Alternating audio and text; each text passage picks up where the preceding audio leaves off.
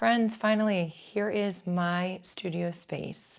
So as some of you know, I've been working out of our bedroom for the last several years, and it's just a small little desk in a small little bedroom, which was fine. I was very happy to have a space. And then we were in a rental for a couple months, and I had a larger space, and that was also wonderful. But we have now purchased a home and we have this office area, which will be dedicated to all my art. I've got this lovely ample closet here where I can store my packing supplies, my extra paintings, all my extra supplies. There's my acrylics that I don't use all the time but want to have around.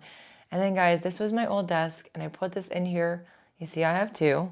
This one is for my kids so that my kids specifically can come here and paint with me and create with me.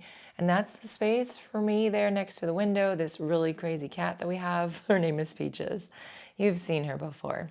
And I purchased this really large desk on Amazon so that I can have my art supplies in the background, have enough working space. It's a little bit of a mess. It's a work in progress. We're going to be decorating and finishing up and getting some plants. But Peaches just wanted to say hello today. I'm so excited to have this space, be a part of the experience.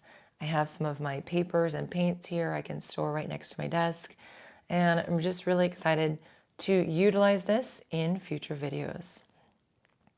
So today we're going to get started with our painting. I'm continuing my 20 by 30 sheet of paper, and we're going to start adding in some centers to our flowers. So I've got a beautiful green color. I always want to say use what you have. So don't be worried about matching what I'm doing, or you can match what I'm doing. It's really up to you. But if you want to go off on your own creative journey, also great. So I am trying to do something today. I am trying so hard to paint slow. And normally doing these little kind of poppies, the center with the little dots, the stamen, I would be going super fast, stippling as they say. But I'm really trying to be methodical as I'm painting. And I've got my number 12 round brush. I've got a beautiful pinky corally color. It's mixed with a little white, so a little white gouache. So it's got a nice opaqueness to it. And we're just doing some pretty loose C-curve shapes. So we're going to go C-curve to the left and then to the right. And if you have to fill in the middle, you can.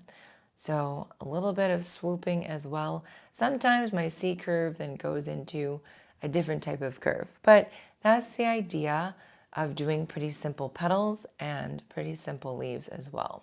So now I've got more of a pink color, still mixed with some gouache. Now, why do we want to paint slow? That's the question that I want to answer, because I'm always painting fast. I'm always encouraging you guys, if you paint fast, then you are going to not think so much about the negative, judgy thoughts that come to mind, and you're just going to put marks on paper. Right now, we're adding in some slow orangey centers for some daisies, and we're leaving a little white highlight in the middle. But what I'm learning and discovering is that painting fast has its benefits, and of course painting slow has its benefits. Here I've mixed some white gouache paint with a little bit of blue, so it looks like a nice light gray color. And I'm just using the belly of the brush to make the marks. They're not fancy, just extending that mark out, just drawing it on the paper, painting it on the paper. And it's a very simple brush stroke that is very believable. So I'm doing some side-facing ones as well. And we're just using a reference photo from Pinterest that I thought was cute and just running with it. So I do say I don't follow things specifically, but I like to use them for inspiration. So now this is something that maybe we could call like a rose, but I'm just doing these really quick C-curve shapes, leaving white space in the middle. And now for our leaves, that C-curve is coming back. So let's do that again. We're going to do a little stem, then a C-curve shape on the right, a C-curve on the left, and it leaves a little highlight. I added some water by dipping the paintbrush in water. C-curve shapes make gorgeous leaves. And this is one of my favorites, but then you can use this method, which is just pressing down with the belly of the brush and using that brush shape to create your leaf mark. So let's do that again. And I want you guys to check in with yourself. Are you feeling worried? Are you feeling anxious right now? This might be a good time to take a deep breath and walk away if you're feeling any frustrating feelings.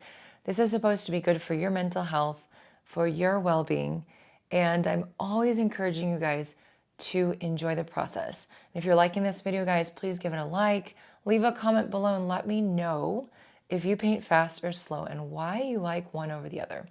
Doing some little C-curve shapes again to create some side-facing flowers, going as slow as I can remember.